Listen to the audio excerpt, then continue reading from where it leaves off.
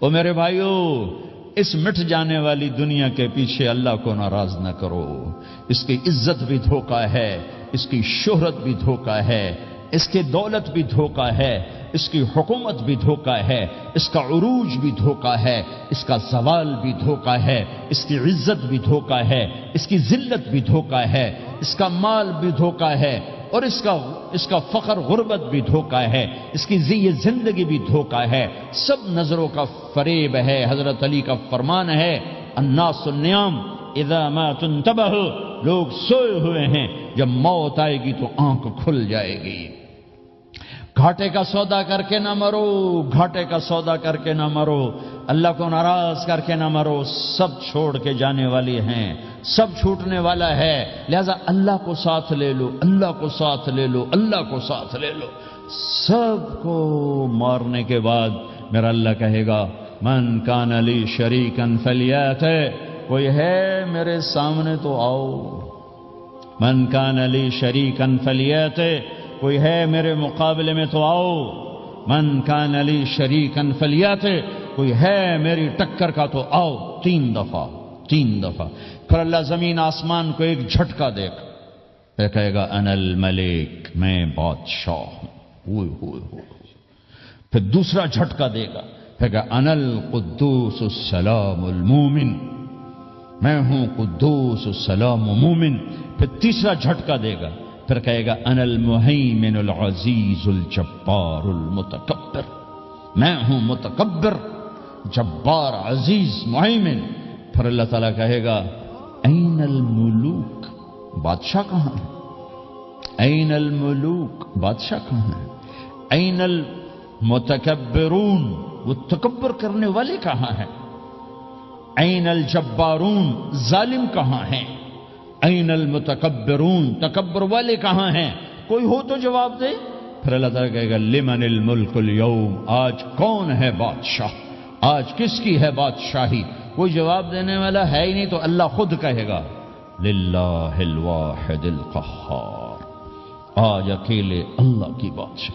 آج بھی اسی کی ہے، آج بھی اسی کی ہے، پیچھے بھی اس کی تھی، آگے بھی اس کی ہے. للہ الامر من قبل ومن بعدہ، للہ الامر من قبل ومن بعدہ، ان الحکم الا للہ، الخلق والامر واللیل والنہار وما سکن فیہما للہ وحدہ، ان العزة للہ جميعا، قل ان الامر كله للہ، للہ ما فی السماوات وما فی الارض، وان تبدوا ما فی انفسکم او تخفوه یحاسبکم به اللہ، لہ ما فی السماوات وما فی الارض وما بینہما وما تحت الثرى، وان تجہر بالقول فانہ یعلم السر واخفى.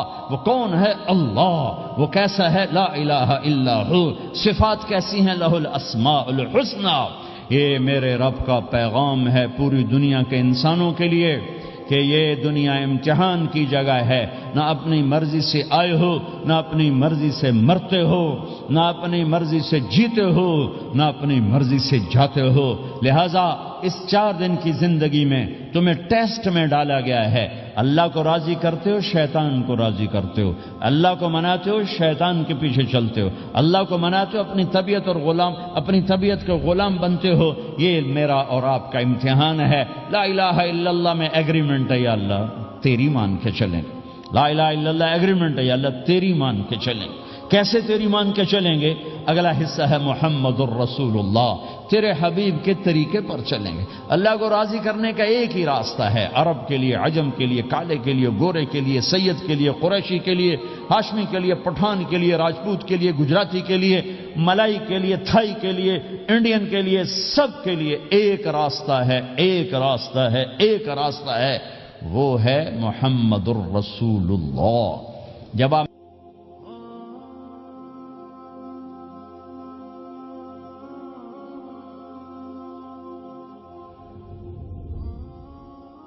کون ابو دجانہ؟ السابقون الاولون من المہاجرین والانصار، اس میں پہلی صف کے صحابہ. کون ابو دجانہ؟ جب آپ حج پر گئے تو اپنی جگہ مدینے کا امیر ابو دجانہ کو بنایا. ابو دجانہ حج میں شریک نہیں ہوئے کہ آپ نے اپنی جگہ ان کو اپنا نائب بنا کے وہاں کھڑا فرمایا ابو دجانہ میری جگہ پر مدینے کا امیر ہے، یہ وہ ابو دجانہ ہیں۔ کون ابو دجانہ؟ جو جنگ بدر سے لے کر آخری حج تک ہر سفر میں شریک ہیں، ہر سفر میں شریک ہیں۔ ان کی ایک بات میں بتانا چاہتا ہوں، پہلے تھوڑی سی ان کی ہسٹری بتانا چاہتا ہوں۔ کون ابو دجانہ؟ احد کی جنگ میں آپ نے تلوار اٹھائی، کہ اس تلوار کو کون لے گا؟ کئی صحابہ کھڑے ہو گئے۔ آپ نے کہا اس تلوار کا حق کون ادا کرے گا؟ سارے بیٹھ گئے، 3 آدمی کھڑے رہے، ایک زبیر بن عوام، ایک عمر بن خطاب، ایک ابو دجانہ۔ ان کا نام ہے سماک بن خرشنہ، سماک بن خرشنہ ان کا نام ابو دجانہ سے مشہور ہے۔ تو آپ نے تلوار نہ عمر کو دی، نہ زبیر کو دی، ابو دجانہ کو دی تھی۔ تو عمر رضی اللہ عنہ نے تو محسوس نہیں کیا، حضرت زبیر نے محسوس کیا کہ اس کو کیوں دی، مجھے کیوں نہیں دی؟ میں مہاجرین میں سے ہوں، میں پھوپھی کا بیٹا ہوں، میں اس سے دلیری میں کم نہیں ہوں۔ بلکہ حضرت زبیر کی دلیری کی تو دھاک تھی، جدھر سلوار چلتی تھی کاٹتی چلی جاتی تھی، کہنے کہ میں دیکھوں گا یہ کیا کرتا ہے۔ تو ابو دجانہ کے پیچھے پیچھے زبیر ہو لیے۔ تو ابو دجانہ نے جو حملہ کیا تو 3000 کا لشکر تھا، اس کو چیر کے پار نکل کے، پورے لشکر کو کاٹ کے پار نکل کے، اور آگے عورتیں کھڑی تھیں جو مکے کے لشکر کو تیار کر رہی تھیں۔ نحن بنات طارقی نمشی علی النمارقی مشی القتل بوارقی المسک فی المخالقی المسک فی المفارقی والدر فی المخالقی ان تقبلوا نعانقی وتدبروا نفارقی فراق غیر وامقی۔ یہ گانا گا رہی تھیں اور ان کو تیار کر رہی تھیں۔ تو جب ابو دجانہ کی تلوار نظر آئی تو سب بھاگی، ہندا پکڑی گئی۔ تو آپ نے یوں اپنی تلوار ہندا کے سر پر رکھی، انہوں نے چیخ ماری، تلوار ہٹا لی۔ تو زبیر پیچھے پیچھے کہ کیا کیا؟ جنگ میں اگر کوئی عورت حصہ لے اسے مارنا جائز ہے، ویسے جائز نہیں ہے، عورت کو، بچے کو، بوڑھے کو ہاتھ لگانا جائز نہیں ہے۔ تو انہوں نے کہا تلوار کیوں نہیں چلائی؟ کہا میرے محبوب کی تلوار ہے، عورت کے خون سے رنگین کر کے اس کی شان نہیں گھٹانا چاہتا، یہ میرے نبی کی تلوار۔ پھر واپس ہوئے، پھر اٹیک کیا اور پھر مجمع کو چیر دیا۔ سامنے ایک آدمی آ رہا تھا ہاتھی کی طرح، اتنا لمبا موٹا تازہ۔ تو زبیر کہنے لگے میرے جی میں آیا کبھی اس کی ٹکر ہونا، پھر میں دیکھوں ابو دجانہ کیا چیز ہے۔ تو اللہ کا کرنا ایسا ہوا، ابو دجانہ دونوں آمنے سامنے ہو گئے۔ تو وہ ایسے شاہ سوار تھے کہ دونوں طرف کے لشکر ذرا تھم گئے اور وہ دونوں بھڑ گئے۔ ابو دجانہ کے اپنے جوہر، اس پہلوان کے اپنے جوہر، غبار اٹھا، مٹی اٹھی، اور اس کی اپنی طاقت، ان کی اپنی طاقت، انہوں نے ابو دجانہ کو اس نے زخمی کر دیا۔ ابو دجانہ نے جو جوش میں آ کے ماری تلوار، اس کو لگی یہاں، تو اتنی طاقت سے لگی کہ اس کے نیچے اتر کر 2 ٹکڑوں میں تقسیم کر دی۔ ماری تو ایک حصہ ادھر، ایک حصہ۔ پھر یوں دیکھا اور اپنے چہرے سے لوہے کی ٹوپی اتاری، کما ترا انا ابو دجانہ، کیا دیکھ رہے ہو؟ میں ہوں ابو دجانہ، تلوار صحیح لی ہے میں نے، غلط نہیں لی۔ یہ ابو دجانہ ہیں۔